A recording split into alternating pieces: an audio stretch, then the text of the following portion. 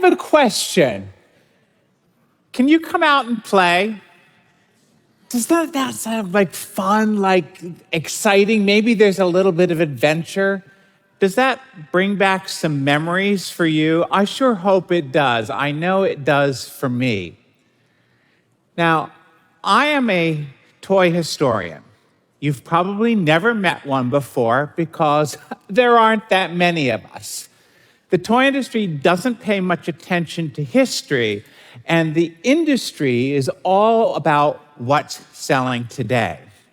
So over the past nearly 40 years, I've had the opportunity to play with kids in many different ways.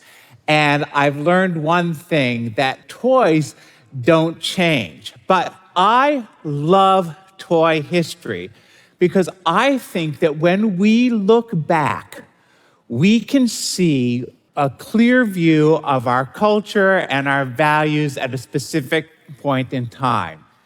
And it's more than just what was fun, because toys really help prepare kids to enter a culture as adults at a specific time.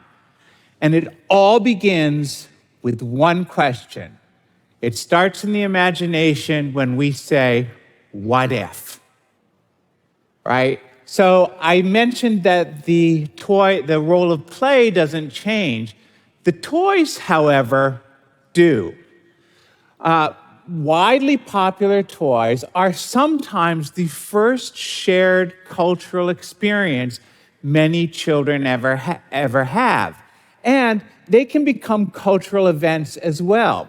Think back of the fads of the past decades. We had Rubik's Cube, we had Cabbage Patch, Zuzu Pet Rock, right?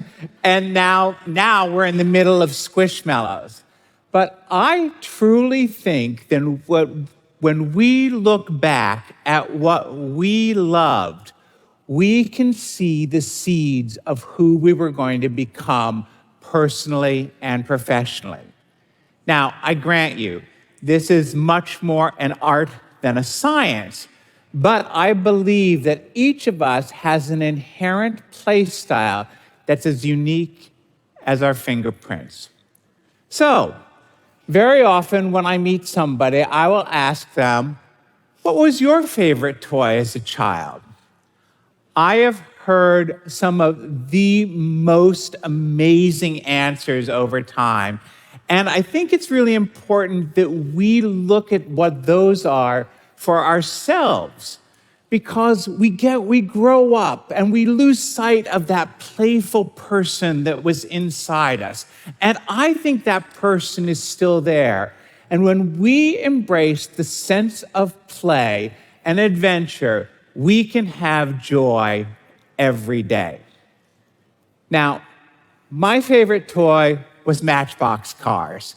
I loved them. I loved collecting them, playing with them, organizing them, and I especially loved the Models of Yesteryear series because I loved the cars, but I was also fascinated by the history of the people who might have driven them. So there are two characteristics that I can trace back to that. I love order, and I'm fascinated by history. A couple of years ago, I wrote a book about the playwright Terrence McNally. And Terrence had a puppet theater in his garage, and he also loved the TV show Kukla, Fran, and Ollie, where Fran Allison, a human, interacted with Kukla, a clown, and Ollie, a dragon, and they were puppets. And Terrence told me that playing with his puppets and watching that show was some of the best theater training he ever had. Basketball great Sue Bird told me that she was obsessed with her pogo ball. Now, that came out in 1969, but it would have become a fad mid-'80s, about the time that Sue would have discovered it. The pogo ball was an inflatable ball, and it had a platform around the middle, and you clenched it between your ankles, and you jumped. It wasn't easy, Sue went on to become the winningest player in the WNBA. And I believe that her passion for practice and her dedication to mastery served her well on the playground, right? And translated into her careers at UConn and in the professional world. Three-time Tony-winning costume designer Greg Barnes told me that he loved to play with Barbies. He loved to make clothes for them. But this was in the 1960s when playing with Barbie was taboo for boys. Greg did it anyway, and later he had a dream-come-true job when he designed the costumes for Barbie and Fairytopia, the tour, and the doll. Composer and lyricist Stephen Sondheim loved puzzles and games, and especially games like Scrabble. And those of us who love musical theater know where wordplay landed him. Right? And guess what? This works for us ordinary mortals as well. When you think about the toys that you loved as a child, you didn't think about, why do I love this? You just did, right? Perhaps you watched the TV show Blue's Clues, or you played with your Tonka truck, or you had cuddled up to a Care Bear, or played that iconic game, Hungry, Hungry Hippos. Yeah, I see. I grew up in Delaware, and all the girls in the neighborhood played Barbie.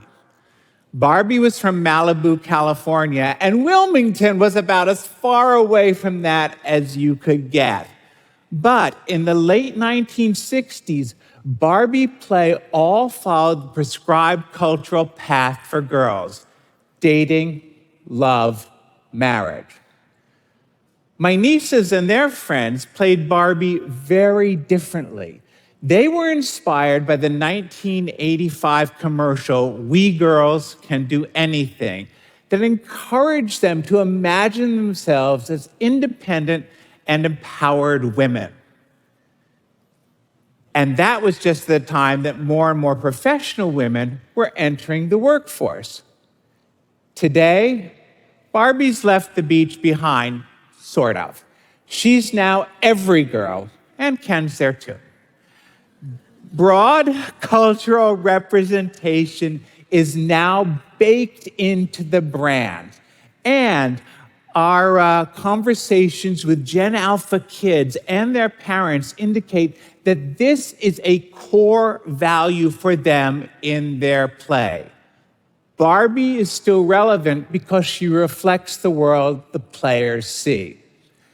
And that's really the secret that's kept Barbie so popular for the past 65 years.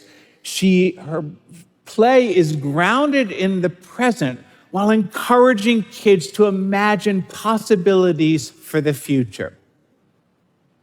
I had another friend who was not so much into Barbie, but she loved her Teenage Mutant Ninja Turtles.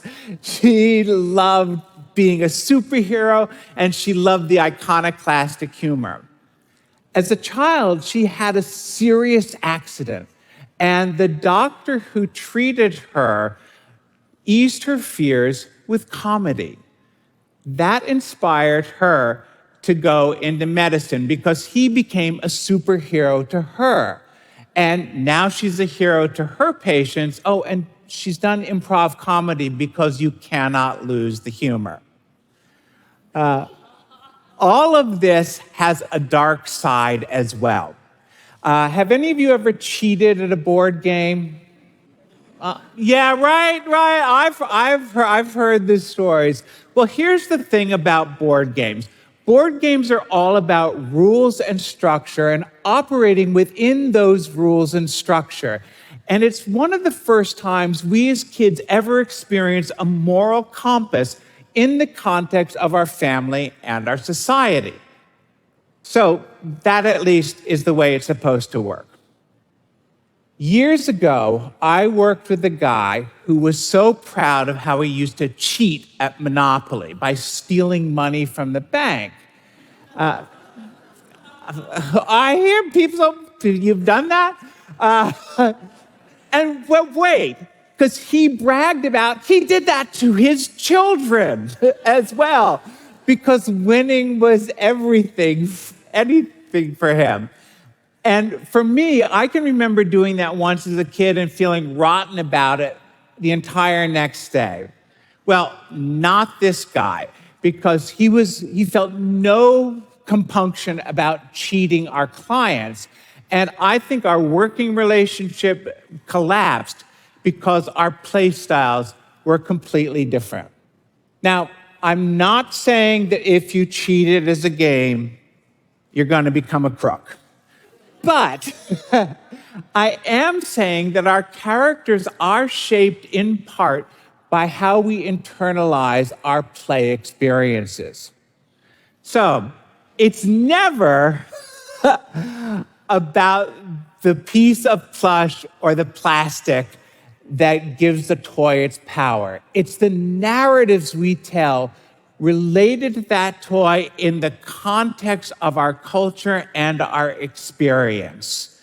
That's really how we learn to be ourselves. So take a look back and think about, how you became who you became. The stories, as Pleasant Rowland used to tell me, she found an American Girl, and Pleasant always said, story over stuff. Now, you may have heard of the pioneering educator, Maria Montessori. Maria and her colleagues popularized the idea that play is the work of a child. And the goal of that work is to emerge into society as a completely integrated and participating adult. So once again, look back and think about how much of who you are today began in the playroom. Now, this is not some Calvinist notion of predestination, but I do think it's so much fun to look back for clues as to how we became who we are.